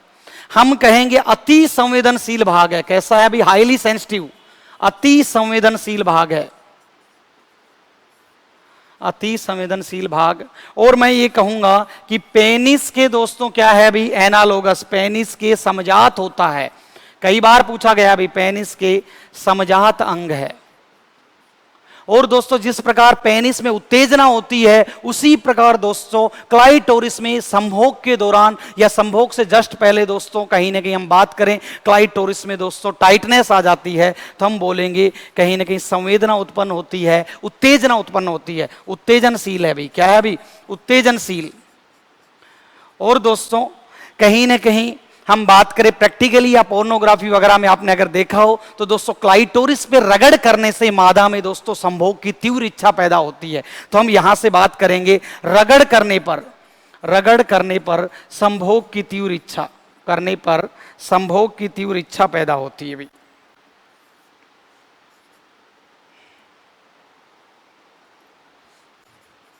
करने पर संभोग की तीव्र इच्छा। तो दोस्तों ये बात हमने यहां से की कि कहीं ना कहीं क्लाइटोरिस से रिलेटेड पॉइंट हैं, तो ये आप चाहो तो इसका स्क्रीनशॉट ले सकते हैं आप। इज इट क्लियर और नो? अब दोस्तों हम यहां से बात करते हैं वेजाइनल ओपनिंग के बारे में हम बात करेंगे। और वेजाइनल ओपनिंग के ऊपर दोस्तों क्या देखने को मिलता है, ये कितने नंबर का पॉइंट था भी, 4 नंबर का। तो हम बात करते हैं यहां से हाइमन की, किसकी भी, हाइमन झिल्ली या इसको योनि का छद, योनि छद कहा जाता है। तो दोस्तों इसको अपन देखते हैं एक बार।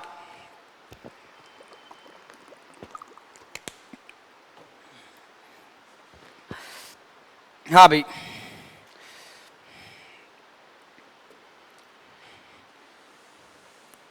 क्या है भाई ये हाइमन झिल्ली? दोस्तों हम यहां से बात करें कि जो वेजाइना होती है, वेजाइना को इनकम्प्लीट कवर करती है जो हाइमन मेम्ब्रेन है।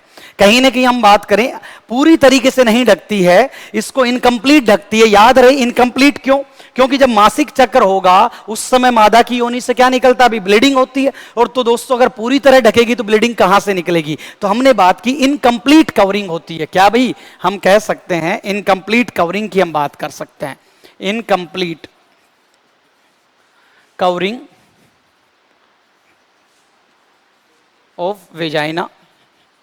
अब दोस्तों हाइमन झिल्ली को लेकर दोस्तों अलग अलग मिथक हैं समाज में। हम यहां पे बात करें दोस्तों, जनरली कहीं ना कहीं हाइमन झिल्ली के लिए लोग मानते हैं कि हाइमन झिल्ली का पाया जाना कुंवारापन, कौमार्यता या वर्जिनिटी का संकेत है, ऐसी मान्यता है। दोस्तों हकीकत क्या है इसके बारे में हम बात करते हैं कि ऐसी मान्यता है, ऐसी विडंबना है, मान्यता है ये कि भी जो हाइमन जो झिल्ली है कुंवारापन या कौमार्यता का क्या है भी, कुंवारापन या कुंवारीपन बोल सकता हूं मैं, कुंवारीपन, कौमार्यता। दोस्तों कौमार्यता को बोला जाता है वर्जिनिटी, वर्जिनिटी। दोस्तों वर्जिन का अर्थ क्या होता है मैं बता दूं आपको।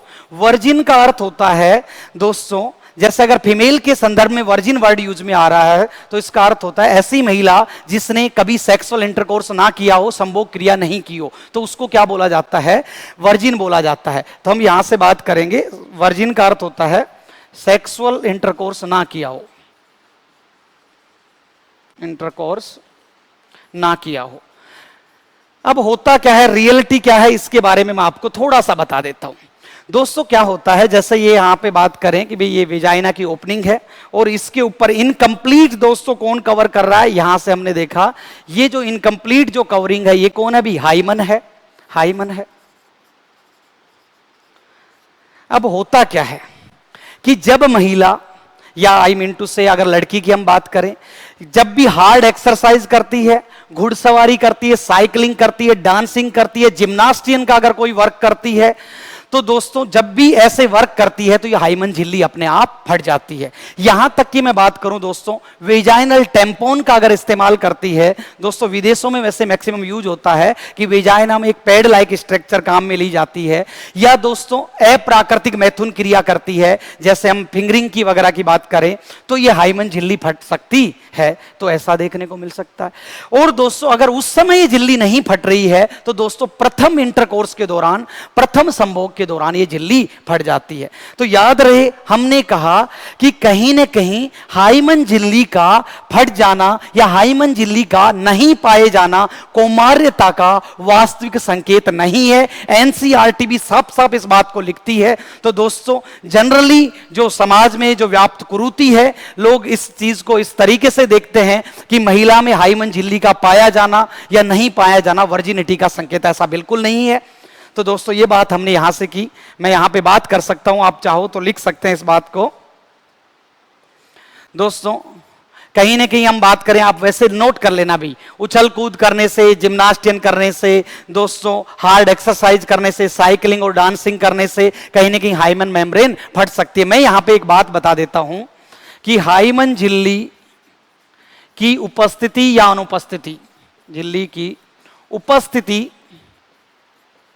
या अनुपस्थिति, अनुपस्थिति कौमार्यता का, कौमार्यता या वर्जिनिटी का, वर्जिनिटी का सही परीक्षण नहीं है, सही परीक्षण नहीं है। और वैसे भी मैं आपको बता दूं भी, ऐसा जो महिलाओं की क्या जो सारी रेस्पेक्ट है क्या वेजाइना पे ही आके सेंटर्ड हो गई है, तो कहीं न कहीं जो युवा होने के नाते और आपको 21वीं सदी के नागरिक होने के नाते दोस्तों ये चीज सोचनी है कि महिलाओं को भी उतना ही सम्मान का हक है जितना पुरुषों का है। हम जो पढ़ रहे हैं दोस्तों, ये जो जननांग हम पढ़ रहे हैं ये बिल्कुल वैसे ही हैं जैसे शरीर के जितने ऑर्गन होते हैं, जैसे हम बात करें जितने भी शरीर के और तंत्र हैं, पाचन तंत्र, श्वसन तंत्र, वैसे ही दोस्तों ये क्या है भी जनन तंत्र है और इसको उसी लेवल पे कहीं ना कहीं देखा जाना चाहिए। तो दोस्तों उम्मीद करता हूं महिलाओं के प्रति आपका सम्मान बढ़ेगा। तो ये चीज हमने यहां से देखी। मैं दोस्तों बात करता हूं योनि द्वार की। दोस्तों योनि द्वार किसमें शामिल किया जाता है? वेजाइना की जो ओपनिंग है दोस्तों, वेजाइनल ओपनिंग किसका हिस्सा है दोस्तों? बाह्य जननांगों का। ये दोस्तों किसका हिस्सा है? बाह्य जननांग है, बाह्य जननांग है। इज इट क्लियर और नो? और खुद वेजाइना क्या है? आंतरिक जननांग का हिस्सा है। अगर यहां से बात की जाती वेजाइना, तो वेजाइना खुद क्या थी भी? एक ट्यूब लाइक स्ट्रक्चर थी और वो किस में आती है? इंटरनल ऑर्गन में। तो ये क्या है भी? आंतरिक जननांग। ये याद रखेंगे, जैसा कि मैंने बताया सीपीओ एसआई में क्वेश्चन पूछा गया था। एक अतिरिक्त जानकारी जो दोस्तों यहां से हम बात कर सकते हैं, कहीं ना कहीं बर्थोलिन डक्ट। दोस्तों जैसा कि मैंने आपको स्ट्रक्चर में दिखाया था, बर्थोलिन डक्ट की हम बात करें तो ये जो बर्थोलिन ग्रंथि है कहां जाके खुलती है? मादा के योनि द्वार पे। और इसका जो कार्य होता है दोस्तों, कहीं ना कहीं मादा जननांगों को चिकना बनाना है ताकि संभोग के दौरान पेनिस की जो एंट्री है वो आसानदायक हो सके, आरामदायक हो सके। तो हम ये बात यहां से कर सकते हैं, बर्थोलिन ग्रंथि या दोस्तों डक्ट की बात यहां पे की जाएगी। कहां पे आके खुल रही है दोस्तों? ये मादा के योनि द्वार पर, योनि द्वार पर स्राव करती है। क्या करती भी? स्राव करती है। और ये जो स्राव करेगी दोस्तों कैसा? क्षारीय। कैसा पदार्थ निकालती है? क्षारीय पदार्थ। क्यों भी क्षारीय क्यों निकालती है? ताकि सेक्सुअल इंटरकोर्स के दौरान, संभोग के दौरान दोस्तों माध्यम कैसा रहे? उदासीन माध्यम। क्षारीय पदार्थ द्वारा क्या करती है भी? उदासीन माध्यम। और उदासीन करेगी तो दोस्तों जिस समय संभोग के पश्चात सीमन या वीर्य आएगा तो उसमें शुक्राणु को उदासीन माध्यम मिलेगा और शुक्राणु नष्ट नहीं होंगे। तो हमने बोला क्षारीय माध्यम द्वारा उदासीन माध्यम करती है। और हमने क्या बोला, लुब्रिकेशन का कार्य करती है। क्या है भाई ये लुब्रिकेशन, या हम बात कर सकते हैं चिकना बनाती है लुब्रिकेशन, ताकि दोस्तों पेनिस की एंट्री क्या हो सके भी आसान, ताकि पेनिस की एंट्री क्या हो सके सुगम हो सके, पेनिस की एंट्री सुगम हो सके। इज इट क्लियर और नो? तो ये बातें हम यहां से कर सकते हैं। तो ये कौन थी भी, बर्थोलिन डक्ट थी। तो ये था दोस्तों हमारा एक्सटर्नल जेनेटेलिया की हमने बात की। एक अतिरिक्त जानकारी जो हम यहां से बात कर सकते हैं दोस्तों, मादा की स्तन ग्रंथियों के बारे में दोस्तों मैंने थोड़ा सा बताया था। याद रहे दोस्तों, मादा की स्तन ग्रंथियां भी जननांगों से ही क्या होती भी संबंधित होती हैं। हमने बोला स्तन ग्रंथियां या मेमरी ग्लैंड्स, मेमरी ग्लैंड्स दोस्तों, या इनको हम कह सकते हैं महिलाओं में ब्रेस्ट भी कहा जाता है। होता क्या है कि प्रोजेस्टेरोन और एस्ट्रोजन हार्मोन के प्रभाव में मादा की इन जो हम बात करें स्तन ग्रंथियों में क्या आने लगते हैं, कहीं ना कहीं उभार होने लगता है, बढ़ने लगती हैं। तो हमने बोला हार्मोन्स के प्रभाव में, किसमें भी हार्मोन्स के प्रभाव में हम बात करें, हार्मोन्स बोले तो एस्ट्रोजन व प्रोजेस्टेरोन के प्रभाव में, प्रोजेस्टेरोन के प्रभाव में प्यूबर्टी एज में, कब भी प्यूबर्टी एज में उभार दिखने लगते हैं। अब दोस्तों होता क्या है, कहीं ना कहीं ये जो मेमरी जो ग्लैंड्स हैं दोस्तों, इनमें क्या होगा, दुग्ध का निर्माण होगा। लेकिन दुग्ध का निर्माण अभी नहीं होगा भाई, दुग्ध का निर्माण होता है चाइल्ड बर्थ के समय। दोस्तों याद रहे, जब महिला गर्भावस्था में रहती है तो गर्भावस्था के अंतिम दिनों में दोस्तों क्या होने लगता है, दुग्ध का निर्माण। तो हम बोलेंगे कि गर्भावस्था के अंतिम दिनों में और दोस्तों डिलीवरी के पश्चात भी क्या होने लगता भी, दुग्ध निर्माण। वैसे दुग्ध निर्माण करवाता कौन है, एक विशेष हार्मोन है। हार्मोन्स की जब हम बात करेंगे तब डिटेल में भी पढ़ेंगे, इसको बोला जाता है प्रोलैक्टिन हार्मोन। तो भाई क्या हो जाएगा, दुग्ध का निर्माण हो जाएगा। तो ये थी दोस्तों जनन ग्रंथियां। लेकिन दोस्तों सीक्रेशन कब होता है, दुग्ध का स्राव कब होता है दोस्तों, एक्टिव कब होती हैं दोस्तों, दुग्ध का जो स्राव है, दुग्ध का स्राव, ये हम बात करें चाइल्ड बर्थ के बाद भी। क्या बोला, चाइल्ड बर्थ के बाद। कौन सा हार्मोन करवाता है दोस्तों दुग्ध का स्राव, ऑक्सीटोसिन हार्मोन। कौन सा है भी, ऑक्सीटोसिन हार्मोन, टोसिन हार्मोन। याद रहे दोस्तों, मादा की ब्रेस्ट वाले हिस्से में कहीं ना कहीं हम बात करना चाहें, मादा के ब्रेस्ट वाले हिस्से में इस तरीके से दोस्तों क्या पाई जाती हैं, स्तन ग्रंथियां देखने को मिलती हैं। और स्तन ग्रंथियों में दोस्तों यहां पे हम बात करें ऐसे, ये स्तन ग्रंथियां देखने को मिलती हैं। ऊपरी जो गहरा काला भाग होता है इसको निपल कहा जाता है। जब बच्चा इस निपल को दबाता है तो उस समय ऑक्सीटोसिन स्रावित होता है, और ऑक्सीटोसिन के कारण दोस्तों हम यहां से बात करें कि कहीं ना कहीं दोस्तों दुग्ध का स्राव देखने को मिलता है। तो ये दोस्तों हमने बात की कहीं ना कहीं मादा के जनन तंत्र की बात की। इज इट क्लियर और नो? दोस्तों याद रहे, हमने पैरेलल क्वेश्चंस की सीरीज शुरू कर रखी है, तो 1000 टॉप मोस्ट हम क्वेश्चंस करवा रहे हैं। जिन लोगों ने चैनल को सब्सक्राइब नहीं किया है वो चैनल को सब्सक्राइब करें। केएल स्वामी इंस्टीट्यूट से रिलेटेड फेसबुक पेज हो, इंस्टाग्राम हो, ट्विटर हो या हमारा यूट्यूब चैनल हो, सबको दोस्तों आप फॉलो अप करें और सब्सक्राइब करें, और ज्यादा से ज्यादा लोगों तक क्या करें भी, शेयर करें। दोस्तों इसी कड़ी में हम बेहतरीन क्वालिटी आपको प्रोवाइड करते रहेंगे। तो बहुत बहुत धन्यवाद आप सब लोगों को।